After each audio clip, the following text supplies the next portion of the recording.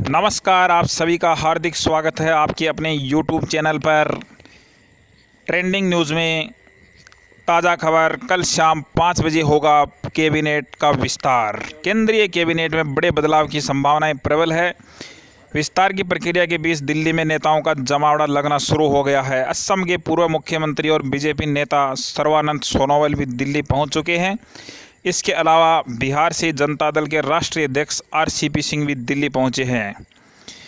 केंद्रीय कैबिनेट में बड़ा बदलाव संभव, कई नेताओं को दिल्ली बुलाया गया। इसका जो काउंटडाउन है वो शुरू हो चुका है कैबिनेट रीशफल का, और अब बदलाव की खबर सामने आ चुकी है। इसी बीच कई दिग्गज नेताओं को नई दिल्ली बुलाया जा रहा है, जबकि केंद्रीय मंत्री थावरचंद गहलोत को राज्यपाल बना दिया गया है।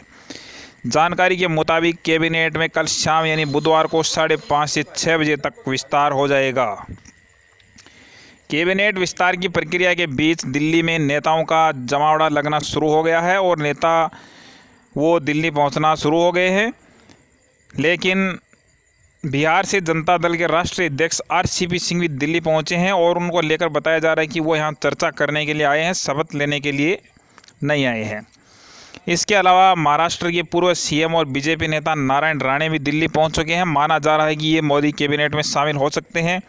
हालांकि इस बारे में उनसे जब सवाल किया गया तो वो कोई भी जानकारी देने से कतराते हुए नजर आए। तमाम नेताओं के बीच अब ज्योतिरादित्य सिंधिया भी दिल्ली पहुंच चुके हैं। माना जा रहा है कि जिस प्रकार मध्य प्रदेश में जो घटनाक्रम हुआ उसके मद्देनज़र उन्हें मंत्रिमंडल में जगह मिल सकती है। इसके अलावा यूपी से बीजेपी नेता सकलदीप राजभर और लखीमपुर से सांसद भी दिल्ली पहुंच चुके हैं।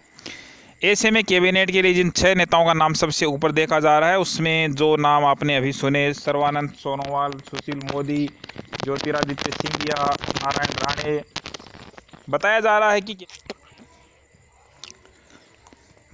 है कि कैबिनेट में यूपी को खास तवज्जो दी जाएगी। इसकी बड़ी वजह अगले साल वहां होने जा रहे विधानसभा चुनाव है और चुनाव को देखते हुए राजनीतिक समीकरण साधने की कोशिश का आधार जो है वो कैबिनेट विस्तार में आ सकता है। सरकार के दूसरे कार्यकाल को 2 साल पूरे हो गए हैं। ऐसे में होने जा रहा ये बदलाव सबसे बड़ा माना जा रहा है। एक अहम कारण ये भी है कि कोरोना की दूसरी लहर के कारण जिस तरह से भारत में तबाही मचाई गई, ऐसे में कैबिनेट विस्तार के जरिए काम को गति देने में और सभी समीकरणों को ठीक ठाक करने की दिशा में कदम बढ़ाया जा सकता है। सिर्फ इतना ही नहीं, कैबिनेट विस्तार के जरिए जातीय, क्षेत्रीय और दलीय समीकरण को भी देखा जाएगा और जिन राज्यों में अगले साल विधानसभा चुनाव है वो उनको ज़्यादा तवज्जो मिल सकती है और वहाँ पर जो क्षेत्रीय दलों की सरकारें हैं, ऐसे में जो सहयोगी दल है उनको मौका मिल सकता है। अगले साल होने वाले चुनावों को लेकर इस विस्तार को साधा जा सकता है। कैबिनेट विस्तार का एक बड़ा कारण ये भी है कि सरकार में इस वक्त कई ऐसे मंत्री हैं जिनके पास एक से अधिक मंत्रालय हैं और उन मंत्रियों का नाम इसमें शामिल है। ऐसे में अगर 20 से अधिक मंत्रियों को कैबिनेट विस्तार के जरिए मंत्रिमंडल में शामिल किया जाता है तो अतिरिक्त प्रभार वाले मंत्रियों पर से बोझ भी है वो कम हो जाएगा। किन सहयोगी दलों को मिल सकती है तवज्जो, उसमें जनता दल यूनाइटेड बिहार से, लोक जनशक्ति पार्टी बिहार से, अपना दल उत्तर प्रदेश, इन राज्यों पर रहेगा फोकस। उत्तर प्रदेश, महाराष्ट्र, बिहार, पश्चिम बंगाल, अन्य चुनावी राज्य। मंत्री बनने की लिस्ट में किसका नाम आगे तो आप जो स्क्रीन पर देख सकते हैं नाम यहाँ पर, उसमें पूर्व मुख्यमंत्री भी हैं शामिल और अन्य जो नाम हैं वो आप इस तरह से देख सकते हैं।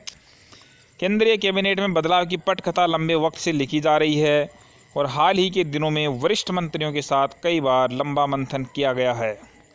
इसके अलावा पार्टी स्तर पर भी लगातार बैठकें की जा रही थी। ऐसे में कई दिनों से कैबिनेट विस्तार के संकेत सामने मिल रहे थे जो अब काफ़ी जल्दी हो सकता है।